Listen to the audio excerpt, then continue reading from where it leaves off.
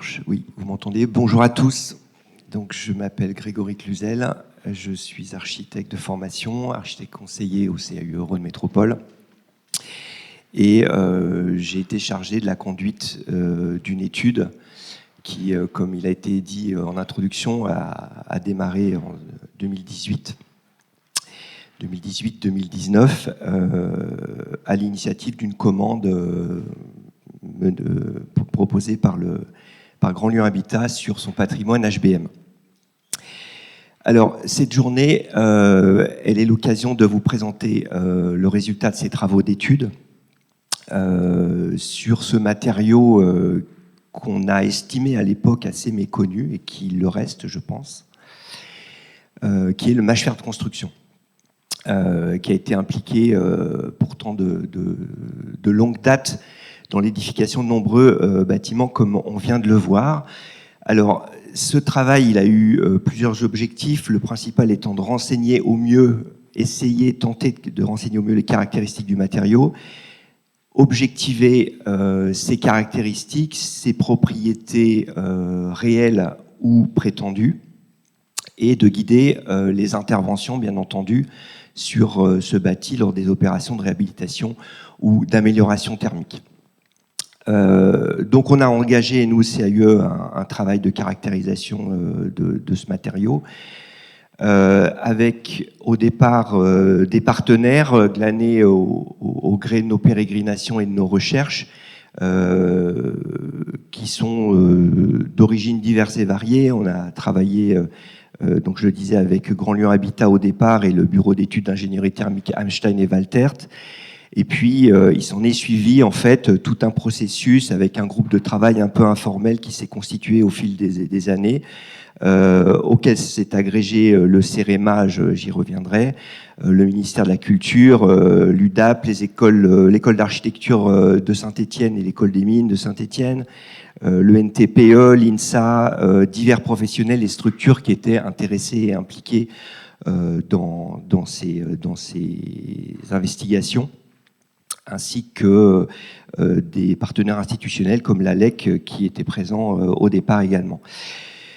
En 2022, donc le CAUE Rhône Métropole a décidé de commander des mesures, donc une étude spécifique de test au CEREMA sur plusieurs volets, à la fois sur un volet de mécanique et de structure, un volet hygrothermique et un volet enfin acoustique. Donc ces résultats vous seront présentés en début d'après-midi par les auteurs de ces tests, de ces recherches.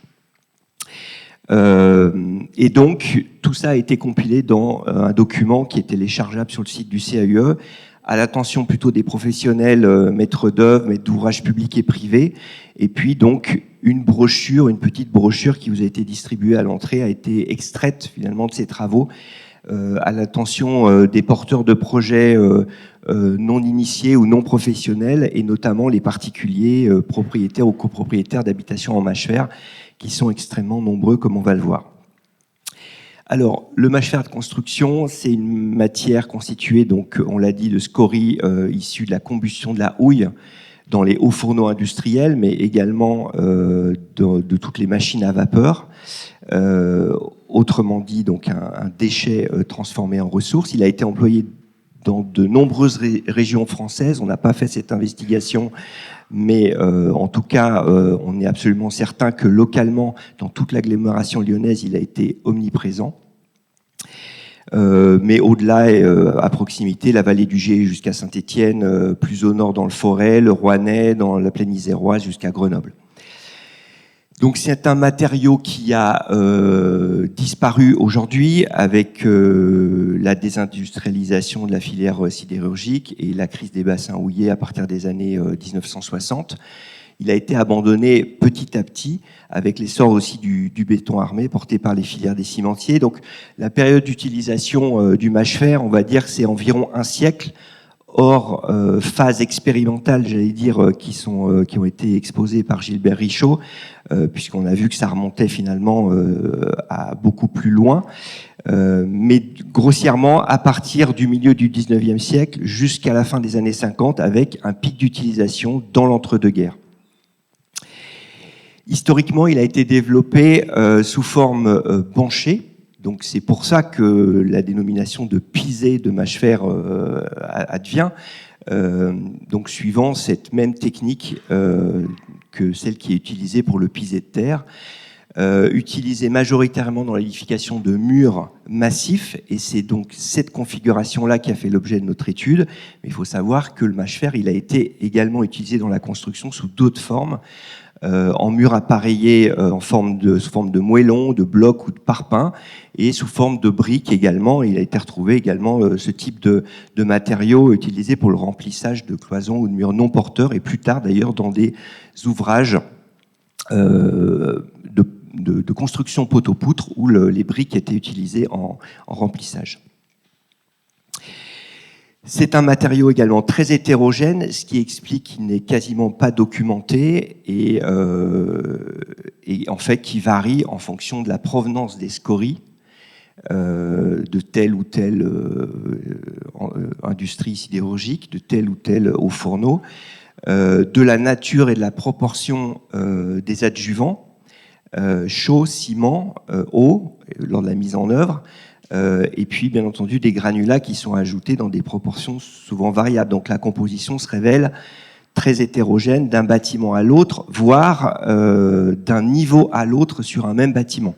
C'est ce qu'on a pu voir lorsque Gilbert Richaud a montré l'immeuble Saint-Clair, où effectivement dans les parties basses on a plutôt des ouvrages, donc ça c'est plutôt dans le milieu du XXe siècle, où on a des ouvrages qui sont constitués en béton, voire en béton armé sur les parties basses, et plus on monte, plus il y a cette substitution vers un matériau qui est moins cher, moins onéreux et plus facile à mettre en œuvre. Donc ça, je reviens pas dessus, ça a été montré. Je vais m'attarder sur 3 types d'enjeux qui sont à interroger lors d'un projet de réhabilitation, de rénovation thermique. On les a classifiés un peu arbitrairement, mais enfin, grosso modo, il y a 3 grands chapitres, des enjeux qui sont d'ordre patrimoniaux, des questions d'ordre constructif, et enfin le volet hygrothermique qui intéresse toutes les opérations de rénovation aujourd'hui. Le matériau a jalonné, je ne reviens pas dessus, toute l'histoire du 19e et du 20e siècle, et particulièrement dans l'agglomération lyonnaise. C'est pour ça que ma question à Gilbert Richaud était intéressée, c'est que finalement on voit bien qu'on a aujourd'hui une concentration des techniques et des savoir-faire historiquement sur la région lyonnaise, l'agglomération lyonnaise et au-delà. Le mâche-fer, c'est le matériau du logement populaire et ouvrier des quartiers de faubourg de la fin du 19e et pendant tout le début du 20e, en particulier dans l'habitat autoconstruit, notamment celui du mouvement Castor, où il est largement employé avec des typologies variées de maisons de ville, de maisons qu'elles soient isolées, jumelées, en bande, etc., toutes sortes de typologies. On peut également citer les maisons de quartiers de cités ouvrières ou de cités jardins, comme ici à la cité Taz, et où ces formes d'habitat, en fait, sont constitutifs de véritables morceaux de nos paysages urbains, partie prenante de quartiers qui ont été à l'époque composés, dessinés en tant que tels, et qui sont aujourd'hui bien souvent reconnus comme des quartiers de grande qualité, intégrés même au sein des périmètres d'intérêt patrimoniaux dans le PLU de la métropole lyonnaise. Des habitations qui, dans l'écriture, sont très ordonnancées, avec des alignements, des effets de symétrie, mais une grande sobriété qui n'empêche pas le soin apporté au décor, malgré la grande modestie et l'économie de moyens, comme sur cette maison de contremaître de la cité Taz. Une multitude de petits détails aussi qui font la qualité de ces constructions, détails discrets mais toujours très soignés, des enduits travaillés, des ouvrages de ferronnerie qui accompagnent les façades, les garde-corps, les marquises, les clôtures évidemment qui vont également avec ces ensembles et qui vont contribuer finalement à donner beaucoup de cachet à ces constructions ordinaires du quotidien. Plus étonnant, en tout cas c'était un étonnement pour nous, l'emploi du mâche-fer dans des constructions plus remarquables. Donc Gilbert Richaud a évoqué l'hôtel Balaï, donc là on est sur l'hôtel particulier, l'architecture plutôt noble, donc il n'y a pas qu'un emploi dans l'architecture modeste. Le mâche-fer est lié au parc d'habitation individuel qui préfigure l'industrialisation du logement. Ce sont, vous avez reconnu les constructions standardisées des plans Favier. Donc il s'est construit plusieurs centaines d'exemplaires à Lyon, à Villeurbanne et aux alentours, sous forme de lotissement, souvent qualitatif. L'habitat collectif a également largement eu recours au mâche-fer. Au moment de la crise du logement au début du XXe siècle, avec l'avènement des habitations à bon marché, qui étaient donc pionnières du logement social, et qui reste aujourd'hui emblématique des premières grandes opérations urbaines en France, où ce matériau peu coûteux a permis d'édifier des constructions assez hautes, de 4 à 5 étages, parfois au-delà, en étant également dans ces habitations à bon marché le témoin des grands progrès sur le plan de la résorption de l'habitat insalubre, l'accès au confort, à l'hygiène, avec des logements traversants, des fenêtres dans toutes les pièces, y compris les salles d'eau, etc. Mais également témoin des grandes périodes d'innovation sur le plan de l'expression stylistique, avec la mise en application des principes de l'architecture pas vraiment moderniste, mais en tout cas pré-moderne, comme ici, je vous en présente un exemple à la cité HBM Donjon, dans le 9e. C'est également, bien sûr, le matériau des cités dites PLM, Paris-Lyon-Méditerranée, construit pour les cheminots aux abords des grands axes de chemin de fer et de leur plateforme de stockage où étaient descendrées les chaudières des locaux à vapeur. Le matériau également, Gilbert en a parlé, des immeubles collectifs aujourd'hui en copropriété, qui sont ces fameuses constructions de la société de construction économique du Lyonnais Félix Mangini, encore un Lyonnais.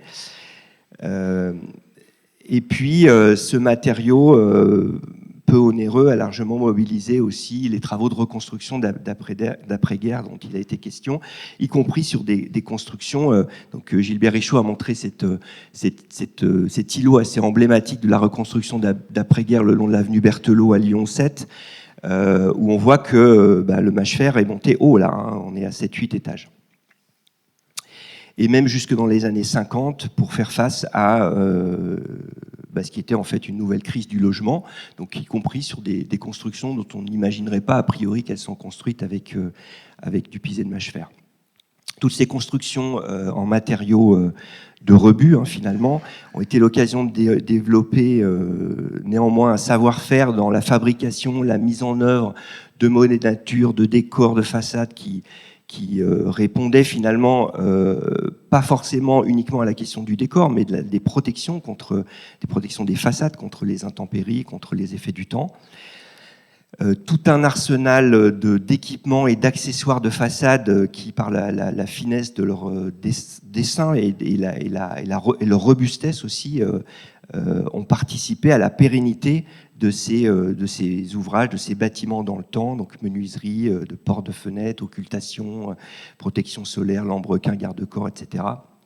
Et des caractéristiques finalement qui doivent, c'est notre avis, questionner à l'heure des travaux de ravalement et de programmes d'amélioration thermique assez fortement. J'y reviendrai.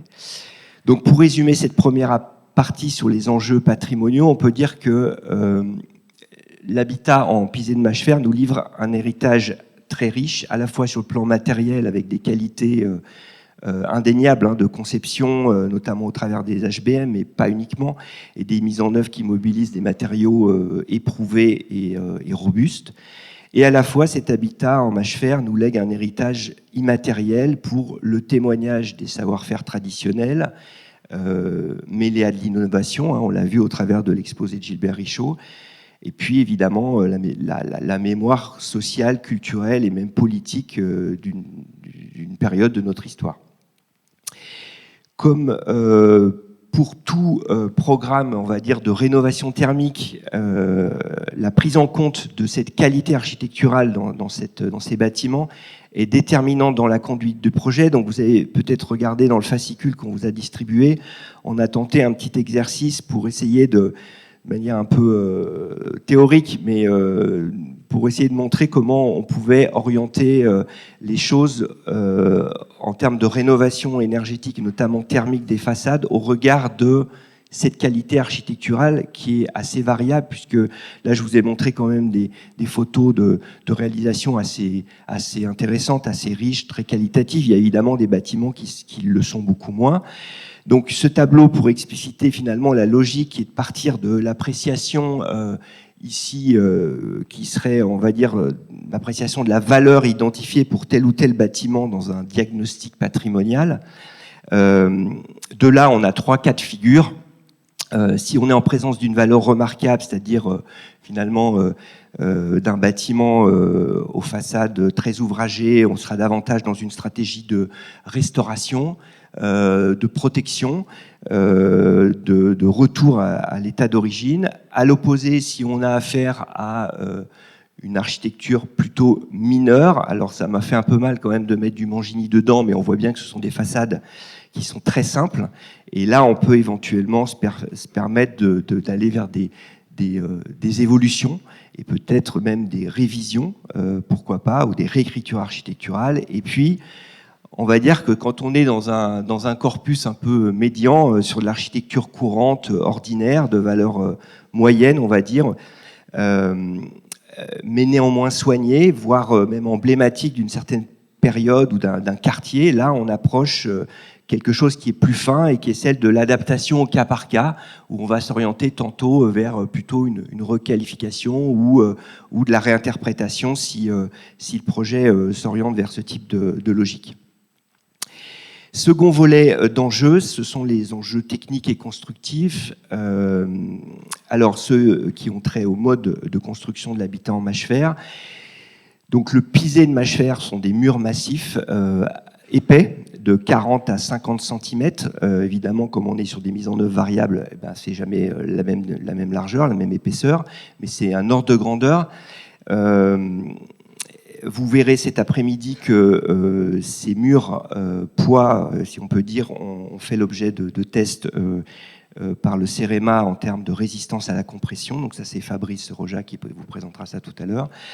On a un soubassement en béton de gravier, en gros béton en fait, destiné à protéger le mur d'édification en mâche-fer de tous les risques de remontée capillaire, puisqu'en fait, vous le verrez également cet après-midi, le mâche-fer le pisé de mâche-fer est un matériau poreux. Donc on a exactement la même technique que celle du pisé de terre, où on a un soubassement en pierre. Et ce soubassement, il correspond à une hauteur de 1 à 2 mètres dans le prolongement du mur de cave. Ici, sur la photo, on avait mesuré 1,30 m. Voilà, c'est un exemple, mais c'est très variable. Ce socle, il peut représenter parfois la hauteur d'un niveau entier de rez-de-chaussée, parfois 2 niveaux pour les constructions qui sont au-dessus de 6 étages. En fait, les premiers niveaux sont en béton de gravier. Au-dessus de ce soubassement constitué donc d'une assise béton, l'édification, elle peut mobiliser des techniques mixtes, tantôt propres à la construction traditionnelle banchée avec des planchers bois, tantôt des techniques pré-industrielles. Alors je parlais des techniques poteau-poutre dont le mâche-fer pour lesquelles le mâche-fer est utilisé en remplissage, mais sans aller jusque-là, on peut avoir des planchers en poutrelle ourdie béton et qui forment des chaînages périphériques. Donc là, on arrive sur des techniques mixtes qui mêlent à la fois le pisé de mâche-fer stricto sensu et le béton. Béton armé ou ciment armé. Notamment dans des édifices de grande hauteur. Donc là, c'est une photo du chantier de construction de la cité Clos-Jouve, où on voit en fait ces grands chaînages à tous les niveaux. Voilà. Alors tout ça reste bien entendu assez théorique, parce qu'on n'est à jamais à l'abri de surprises. Par exemple, sur ce bâtiment où le soubassement, donc là c'est du pisé de mâche-fer. Et le soubassement, il est en pisé de béton, mais il est sur un soubassement lui-même en pierre. Donc peut-être une stratification, certainement d'ailleurs une stratification historique où les restes du bâtiment préexistant démoli ont été réutilisés en partie. Parfois, le soubassement est inexistant. Alors là, j'ai pas trouvé de photo pour illustrer un pisé de mâche-fer stricto sensu. Donc ça, c'est du moellon, mais vous voyez qu'en fait, le moellon, là, dans ce cas-là, il descend jusqu'au sol. Donc probablement avec des remontées capillaires, des problématiques de ce type-là. Mais on n'est pas toujours, voilà, comme on a un savoir-faire artisanal traditionnel et des mises en œuvre qui ne sont pas toujours codifiées, qui ne le sont pas du tout, en fait, on a eu parfois des variantes. On peut observer des variantes partout. Et puis de la même manière, ici, là, vous voyez que là, c'est un chantier de démolition sur lequel on a récupéré des échantillons à tester. Et là, on avait des linteaux carrément en poutrelle métallique, ce qui n'est pas toujours le cas. Donc, si bien que chaque projet est à penser au cas par cas. Chaque bâtiment se révèle en réalité toujours plus ou moins comme un cas unique qui nécessitera de mettre en place une méthode de réhabilitation sur mesure. Les stratégies d'intervention sur la base sont à aborder sur la base d'un diagnostic poussé. Donc on insiste sur l'importance, quand on a affaire à du bâti en mâche-fer, l'importance du relevé, l'importance du diagnostic, mais notamment du relevé détaillé de l'ouvrage. Donc ça passe par l'analyse de l'état de conservation du bâti, les investigations à même d'identifier la nature des supports, moyennant éventuellement le recours à des sondages destructifs pour voir ce qu'il y a sous les enduits, les parements, etc. Des scans de structure sur les planchers d'étage pour voir comment ils sont constitués, puisqu'on peut avoir à la fois du plancher bois, mais on peut aussi avoir du plancher ourdi béton. Recenser les différentes transformations que la construction a subies au fil du temps, et sur une centaine d'années, le bâtiment a pu être transformé plusieurs fois. Le repérage de matières nocives, amiante, plomb, etc. Et puis bien sûr le repérage des éventuelles pathologies qui nécessitent d'être décelées avant d'entreprendre tout type de travaux. Et ce diagnostic va fortement, on va dire, éclairer les choix à opérer pour corriger les défauts, les malfaçons, éviter d'engendrer ou d'aggraver des situations ou des pathologies sur le bâti. Troisième et dernier type d'enjeux sur lesquels l'investigation a porté, ce sont les enjeux hygrothermiques, et je ferai une petite digression sur les questions énergétiques de manière globale. Donc ça a été évidemment une des principales motivations pour mener à bien ces travaux d'études et éclairer les porteurs de projets dans un contexte qu'on connaît, qui est celui de l'injonction généralisée à l'isolation thermique.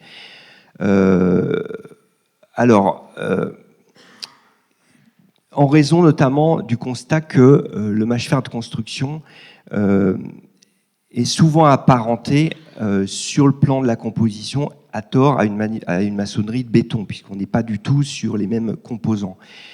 On a trouvé dans la littérature le pisé de mâche-fer sous des mentions comme béton léger. Donc effectivement, il y a des raisons en fait à cette confusion en fait entre béton et mâche-fer.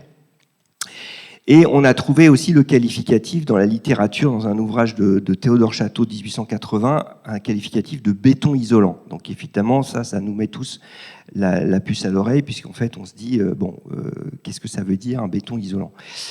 Donc c'est pour réaliser finalement un profil le plus fiable possible des caractéristiques hygrothermiques du pisé de mâche-fer que nous avons entrepris ce travail en collaboration avec le CEREMA, qui a réalisé donc des mesures en laboratoire sur des échantillons qu'on a glanés là, ici ou là sur des chantiers de démolition dans plusieurs sites lyonnais. L'approche et la méthodologie vous sera expliquée cet après-midi par Fabrice Roja et Étienne Gourlet. Il faudra quand même bien garder en tête que ce matériau qui est de fabrication artisanale, non standardisée, ne peut pas faire l'objet de données absolument intangibles. Donc c'est pour ça qu'on a toujours ce petit nota bene en fait, qui rappelle que bon, voilà, ce sont des chiffres à prendre quand même avec précaution. Je vous livre quand même quelques échelles de grandeur pour les principaux paramètres qui sont impliqués dans les enjeux énergétiques et hygrothermiques. On a une conductivité thermique relativement faible, environ 2 fois plus faible que celle d'un parpaing en aggloméré de béton et d'un pisé de terre. Donc vous voyez là sur la petite échelle, en fait, on est à 0,4 de lambda. Donc le pisé de mâche-fer possède des propriétés isolantes équivalentes à celles d'un bois dur, par exemple, si on voulait le comparer. Puisque les épaisseurs impliquées sont importantes, donc je l'ai dit, hein, les mises en œuvre des ouvrages concernent des murs de 40 à 50 cm, eh bien ça permet d'avoir une paroi qui a une résistance thermique qui est non négligeable ou significatif, vous jugerez, en tout cas 14 fois supérieure à celle d'un mur en béton armé. Et enfin, une perméabilité à la vapeur d'eau qui est comparable à celle du pisé de terre, donc qui confirme aussi les dires des praticiens, des architectes qui effectivement prennent des précautions liées au transfert, à la migration de vapeur d'eau à travers la paroi. Donc face à ces données, de nombreuses questions se posent, en particulier qui conditionnent les programmes de travaux et la conduite des projets de rénovation thermique, et la manière de prendre en compte ces caractéristiques dans les calculs thermiques. En effet, le bâti en mâche-fer possède des propriétés, on va dire, thermophysiques intéressantes. C'est un matériau qui est poreux, perméable à la vapeur d'eau, avec une épaisseur qui lui confère des propriétés d'inertie. Mais ces atouts sont en général négligés ou à tout le moins sous-estimés dans les études thermiques, puisque voilà, on a mis en exergue, notamment dans le petit livret que vous avez entre les mains, des points de vigilance au regard de ces caractéristiques. On se rend compte que les modifications apportées à l'occasion des travaux de transformation ou d'entretien, d'entretien, j'entends ravalement, ou de rénovation énergétique, sont à évaluer évidemment avec le plus grand soin, avec une vigilance sur la compatibilité des produits qui sont appliqués sur les supports en pisé de mâche-fer. En cas d'ITI, je pointe un élément qui est la grande vigilance par rapport au risque de créer des ponts thermiques pathogènes. En cas d'isolation thermique par l'extérieur, des problématiques de discontinuité thermique au droit des tableaux de baie lorsque ils ne sont pas isolés et que pour conserver les occultations. Des points de vigilance également, toujours sur l'ITE, sur la pérennité des ouvrages, qui sont, ces ouvrages, on a vu, ils ont été conçus pour durer, hein, avec des épidermes qui sont très robustes. Le ciment, même le ciment naturel dont parlait Gilbert tout à l'heure, il est extrêmement dur, hein, donc il a résisté au temps de manière exceptionnelle. Des soubassements, vous avez vu qu'aussi il y a des traitements sur ces bâtiments qui rendent en fait ces soubassements mécaniquement résistants. Voilà, donc tout ça interroge sur la manière dont on va transformer ce patrimoine bâti qui a des qualités indéniables et dont on va développer d'autres caractéristiques au gré des transformations. Et surtout, donc c'est là que je fais ma petite digression sur la question énergétique, c'est que toutes ces propriétés échappent pour la plupart aux méthodes d'évaluation standard, puisque l'approche en général est restreinte au seul calcul conventionnel réglementaire, qui peut conduire à de graves erreurs de jugement, de diagnostic et donc de prescription sur le programme de travaux.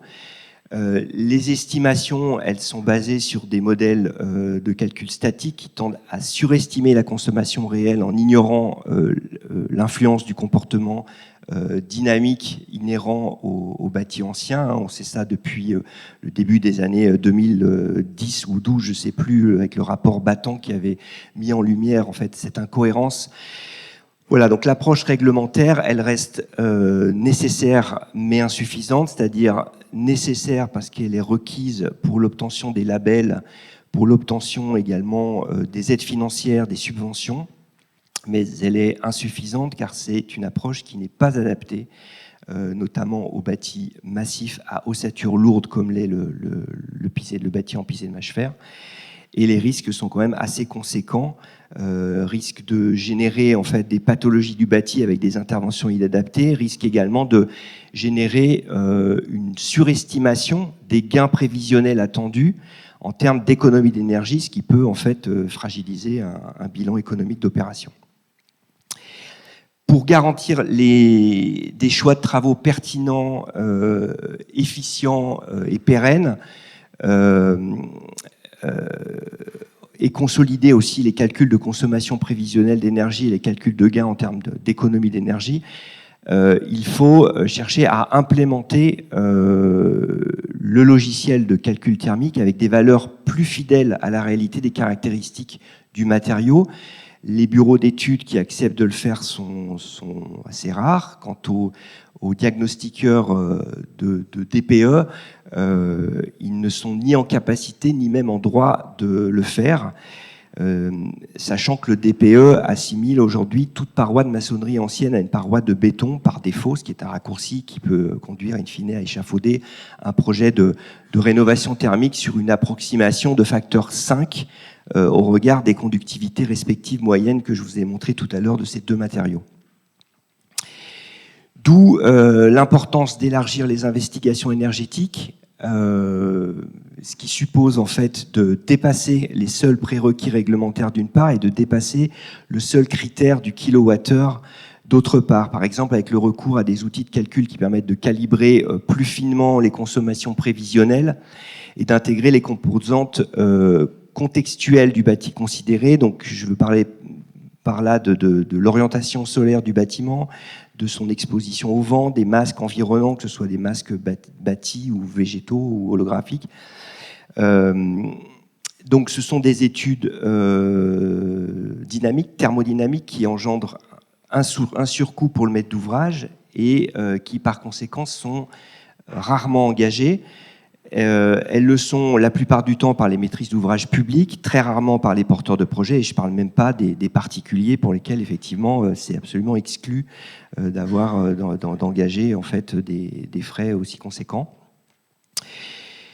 Donc attention aussi aux réponses focalisées sur la seule performance énergétique pour des raisons souvent incontournables de subventions associées, mais qui seraient finalement ignorantes du coût énergétique global, qui est une problématique encore, je trouve, largement absente des enjeux de la réhabilitation du parc bâti existant. Quid d'interventions coûteuses en termes d'énergie grise qui mobilisent des matériaux et des dispositifs installés avec de grosses empreintes carbone comme l'ITE. Voilà, n'oublions pas que ces bâtiments en pisé de mâche-fer sont doublement amortis finalement puisqu'ils ont déjà été construits et qu'ils ont valorisé un déchet industriel. Enfin, cela renvoie aussi à la question de l'objectif énergétique recherché ou poursuivi. La quête du niveau BBC rénovation, c'est un objectif très ambitieux, mais qui rend en général l'isolation des murs de façade indispensable, ce qui pose d'autres questions financières d'abord, puisque l'ITE reste un poste quand même extrêmement coûteux, des questions aussi opérationnelles, parce que ça nécessite des délais de chantier très longs, et des questions patrimoniales, bien entendu, puisque l'ITE, il faut effectivement faire le deuil de la façade d'origine. Donc ça, c'est le sens du label Effinergie Patrimoine, qui est dédié aux réhabilitations de bâtiments pour lesquels la préservation de la façade prévaut.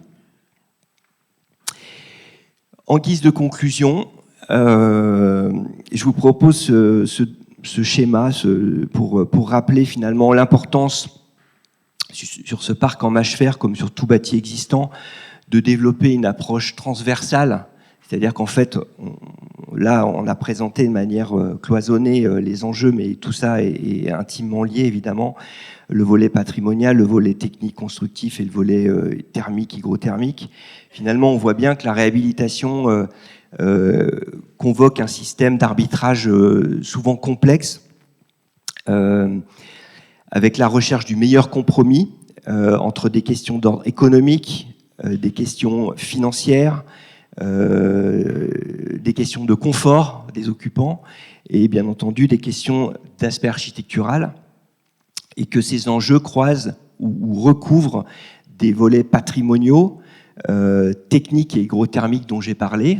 Donc voilà, ces petites icônes, avec l'idée que la valorisation patrimoniale va interroger des notions de pérennité et de qualité des matériaux, tout autant que le soin apporté au dessin d'architecture, avec l'idée que les enjeux plus techniques vont intéresser la question de la robustesse, mais également de la résilience des procédés et des dispositifs qui sont installés, l'efficacité des systèmes, leur renforcement et les économies financières qu'ils vont permettre de générer,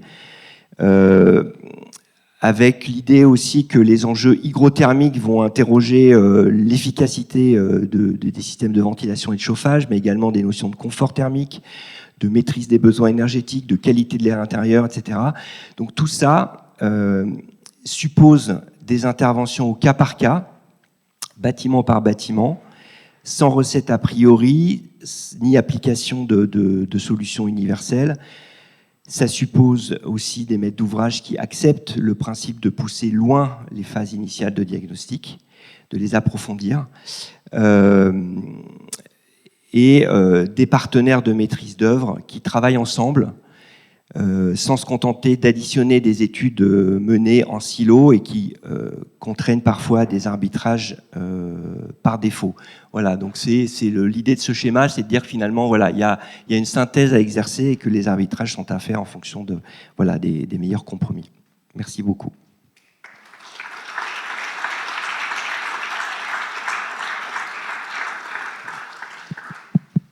Est-ce qu'il y a des questions dans la salle ? Oui. Bonjour, merci pour ton intervention. J'ai une petite question, parce qu'effectivement, il y a 15 ans, on devait réhabiliter un bâtiment en mâche fer, puis on s'est fait sortir parce qu'on ne voulait pas l'isoler par l'extérieur par du polystyrène. On ne voulait pas l'isoler par l'extérieur pour du polystyrène, donc on s'est fait sortir du dossier. Je voulais voir aujourd'hui, suite à ces recherches, comment on peut... Parce qu'effectivement, ce n'est pas dans les notes de calcul, hein, ça passe en béton. Donc comment on peut faire pour... faire comprendre à nos maîtres d'ouvrage qu'en fait le mâche fer c'est pas si grave que ça, quoi. Ça fait longtemps qu'on discute de cette question, parce qu'aujourd'hui qui est assez insoluble, puisque pour obtenir les labels, pour obtenir les aides, il faut pouvoir rentrer par des calculs qui sont réglementaires, moi je les appelle rudimentaires, mais voilà, qui sont inadaptés pour traiter des questions voilà, liées aux bâtis anciens, dont on a vu qu'il était quand même très complexe finalement. Donc malheureusement, je n'ai pas la réponse. Je ne sais pas s'il y a des gens qui veulent réagir sur ce sujet qui nous occupe depuis longtemps. Étienne. Ah, voilà.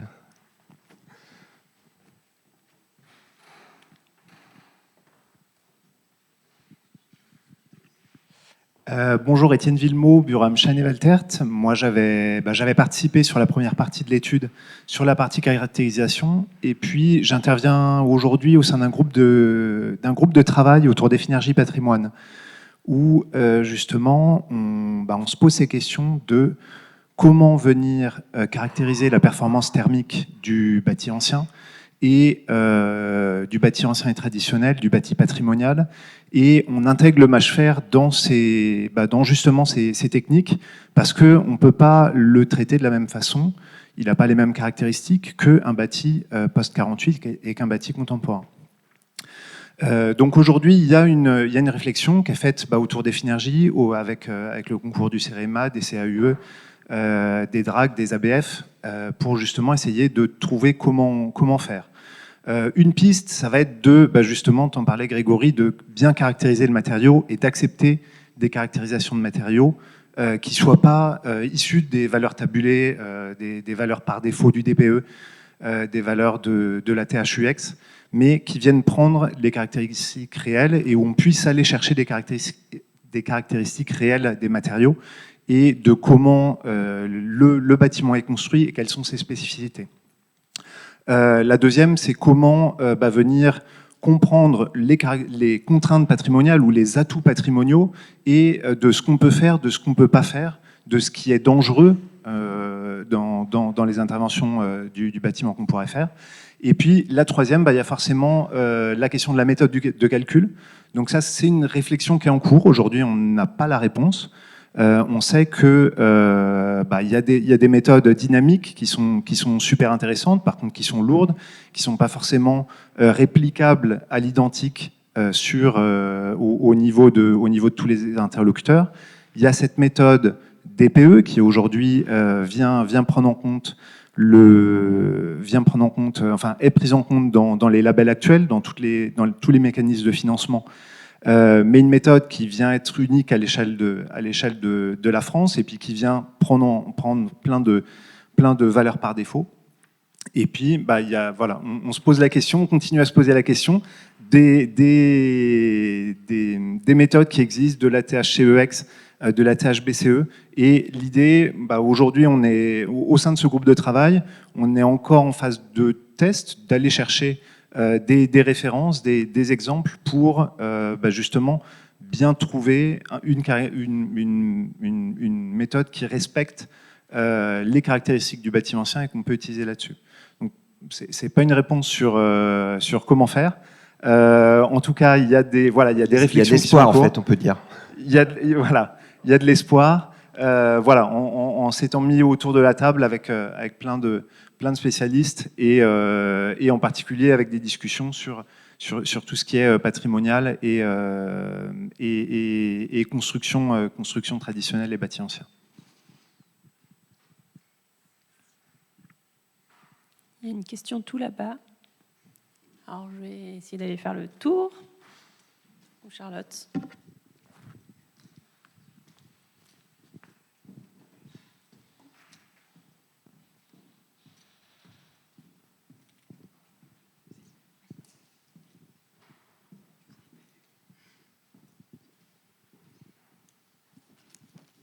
Bonjour. Non, c'est pas une question, c'est juste pour rebondir un petit peu sur ce qui venait d'être dit. Moi, je travaille chez Tribu en bureau d'études environnementales. Et justement, j'ai été sur un projet il n'y a pas longtemps d'un bâtiment en mâche fer. Et il y avait eu un audit énergétique qui avait été réalisé précédemment où en fait les murs étaient qualifiés en béton. Et on s'est très vite rendu compte que c'était sûrement pas du béton, donc on a repris un petit peu tout ça. Et ce qui nous a aidé, c'est justement que comme c'était pas du logement, c'était des bâtiments de bureaux, il y avait le décret tertiaire qui s'appliquait. Et le décret tertiaire, lui, c'est vraiment en consommation d'énergie réelle, facture, quoi. Et donc du coup, on a pu se pencher sur une modélisation réelle du fonctionnement du bâtiment au travers de ces consommations. Et c'est comme ça qu'on a pu recoller un petit peu les hypothèses. Et en fait, en travaillant effectivement avec plutôt les propriétés du mâche fer que du béton, ça a consolidé un petit peu ce qu'on pensait. Et on a pu un peu mieux orienter les scénarios de rénovation énergétique. Mais ça, c'était possible parce que le décret tertiaire est beaucoup plus proche de la réalité dans l'étude qu'on doit mener, quoi.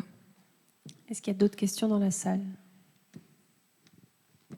Vu que le mâche fer est un déchet, un résidu, je me demandais, avec toutes les constructions qu'il y a eu, est-ce qu'à un moment, il n'a pas fallu fabriquer du déchet ? Enfin, est-ce qu'il y avait suffisamment de déchets pour faire toutes les...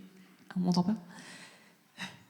Vu que le mâche fer est un déchet, un résidu, donc de la ferronnerie, de sidérurgie, la houille, est-ce qu'à un moment, il n'a pas fallu fabriquer ce déchet pour répondre à tous les programmes de construction qu'il a fallu faire ? À ma connaissance, non. Il y avait des volumes qui étaient énormes, en fait, disponibles dans les époques où les pisés de mâche fer étaient construits. Donc, en fait, on en trouvait partout. Et Notamment, je parlais des constructions des cités PLM, proches des lignes ferroviaires. En fait, il n'y a pas eu que les PLM le long des voies de chemin de fer. Il y avait des plateformes de descendrage, et autour de ces plateformes, on utilisait les scories des locomotives pour construire localement. Donc il y a eu du mâche-fer, y compris dans des endroits où il n'y avait pas d'industrie sidérurgique. Mais non, à ma connaissance, on n'a jamais eu à produire volontairement ce déchet, heureusement. Alors, bonjour, Bruno Briinter, je suis architecte et je travaille sur le patrimoine justement ancien. Ce qu'il faut savoir, c'est qu'en région lyonnaise, on a une tradition qui est très forte avec Saint-Étienne, avec les mines de charbon de Saint-Étienne. Et ce qu'il faut savoir, c'est que le trafic de chemin de fer par la vapeur a généré effectivement des quantités énormes de matériaux, de scories, du fait du descendrage, mais également, ce qu'il faut savoir, c'est qu'à Lyon, à la presqu'île, au bout de la presqu'île, il y avait une usine de production du gaz. Et donc c'est quelque chose qui a généré des tonnages absolument énormes transportés depuis Saint-Étienne, parce que c'était du coke et de la qualité de charbon intéressante. La première usine de l'Arsenal, à côté de l'Arsenal, à la presqu'île, a généré des scories qui étaient grasses. Et cette scorie grasse, on la retrouve par une caractérisation un peu jaune. Quand on regarde, c'est un marron jaune, parce qu'en fait, il reste encore énormément de brai à l'intérieur. Les procédés de coqueification n'étaient pas assez poussés.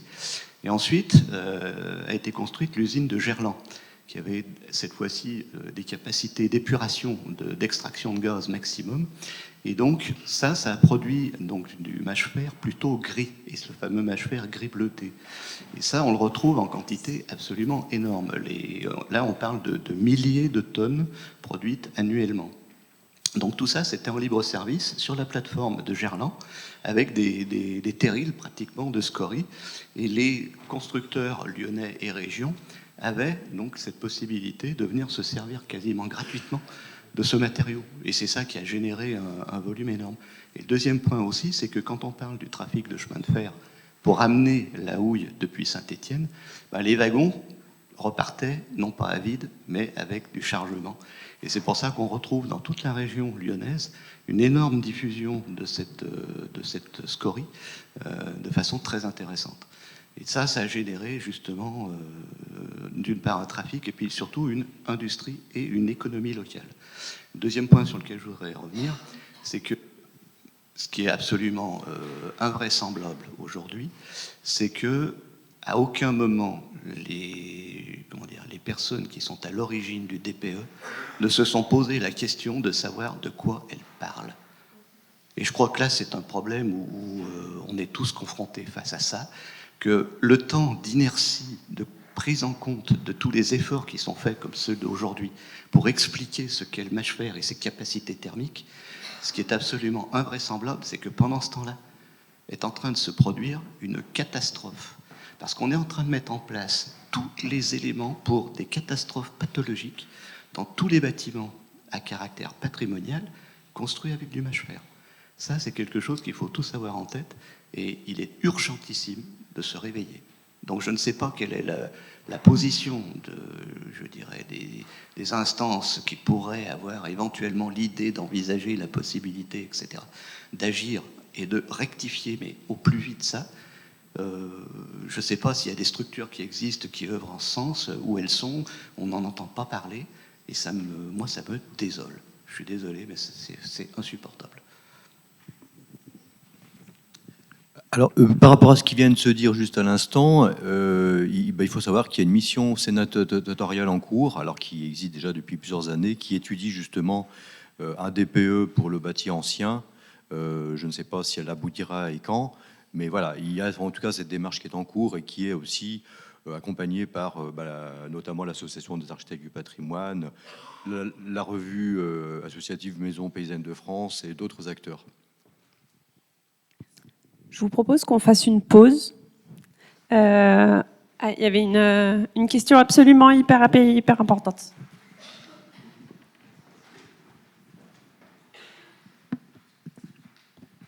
Merci. Bonjour, vous avez parlé de potentiel amiante dans le mâche-fer. Et on se posait la question aussi de la dangerosité du matériau quand on travaille dessus. Quels sont les risques en fait associés à ça et dans quelle proportion? Alors ça, c'est un sujet qu'on n'a volontairement pas voulu aborder. Zut. Parce qu'on s'est dit que c'était quand même très loin des compétences d'un CAUE. Par ailleurs, les labos du CEREMA n'étaient pas du tout équipés pour pouvoir approfondir cette question de l'éventuelle toxicité ou la supposée toxicité des pisés de mâche-fer. Néanmoins, on a travaillé il y a 4 ans avec des étudiants de l'INSA qui nous ont fait un petit travail de recherche avec leurs professeurs, qui montre que, en fait, oui, dans le mâche-fer, il n'y a pas que des bonnes choses. On a des métaux lourds, on a de l'arsenic, on a des choses qui sont pas clean. Donc, dans le rapport, on a mentionné quand même une petite alerte là-dessus en disant que dès lors qu'on travaille sur un bâtiment en mâche-fer, qu'on vient faire des percements pour ouvrir des baies dans le mâche-fer, il faut absolument avoir un maximum de protection pour éviter d'inhaler ou d'ingérer des poussières. Que chez soi, quand on perce le mur pour pendre un tableau, il faut aussi éviter de sniffer ce qui sort du mur. Voilà. Après, à l'état inerte, on va dire, il n'y avait pas, le labo de l'INSA n'avait pas décelé de risque particulier. Il y avait un risque qui était pointé, c'était le risque de lixiviation, c'est-à-dire dès lors qu'on vient mouiller une paroi en mâche-fer et que ça part dans l'eau et dans les nappes, là oui, potentiellement, on emmène en fait des produits toxiques dans le sol. Mais donc, ce qui interroge quand même tous les murs pignons qui sont laissés nus. Vous verrez cet après-midi avec le CEREMA qu'on est sur un matériau qui est très poreux, donc qui s'imbibe d'eau de pluie. Donc, ce qui peut avoir d'autres effets, mais effectivement, ces pluies battantes sur des murs qui sont nus, qui sont non enduits, potentiellement, ça entraîne des pollutions vers le sol. Voilà. Mais on n'est pas allé plus loin que ça. On est vraiment hyper en retard. Bonjour, merci. C'était juste pour un complément par rapport à ces problématiques de pollution, juste devant vous. Je suis salarié au ECOS. On a conduit il n'y a pas très longtemps une formation pour la métropole de Lyon sur le pisé de terre et sur lequel on est intervenu aussi dans le cadre du mâche-fer. Et ce qui était très intéressant, c'est que c'était avec une unité qui s'occupe plutôt des problématiques de démolition des pollutions. Et eux, ils ont un retour hyper important d'analyse ISDI, donc pour des mises en décharge. Et c'est 95% du temps, quand ils sont sur du mâche-fer, ça part en décharge de classe 2. Donc voilà, et quelque part, ça va dans le sens de bien rénover le mâche-fer, dans le sens où c'est un coût, du coup, économique qui est quand même important pour un patrimoine qui, on le sait, a des qualités indéniables. Voilà. Merci.